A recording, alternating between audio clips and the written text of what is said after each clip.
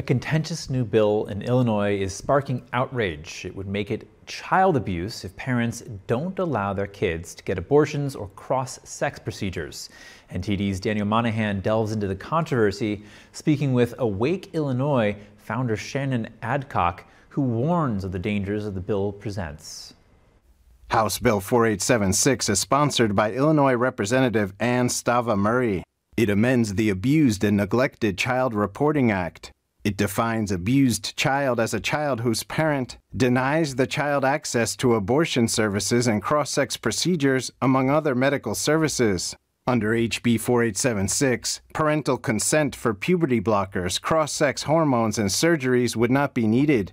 Awake Illinois is an organization whose website says it aims to protect children from gender ideology. Founder Shannon Adcock says HB 4876 would drive a wedge between parents and their children and force parents to go against their convictions or else. A parent who is looking to direct their children's medical needs could be considered a criminal if they do not participate in gender-affirming medicine, which, by the way, is not medicine at all. According to Adcock, the bill is criminalizing ethics and punishing parents who are acting responsibly, who are being careful with their children's medical care, psychiatric care, and education. Why would we ever say it's criminal for a parent to stand in the gap between their child and any attempt to mutilate or sterilize them?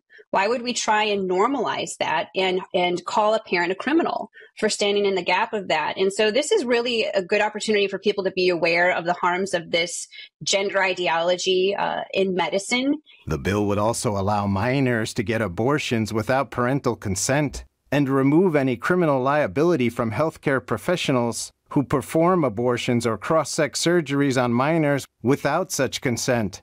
If the bill passes, parents could face over a decade in prison for preventing their kids from getting cross-sex procedures or abortions. Child abuse charges in the state can carry a penalty of up to 15 years in prison and penalties of up to $25,000.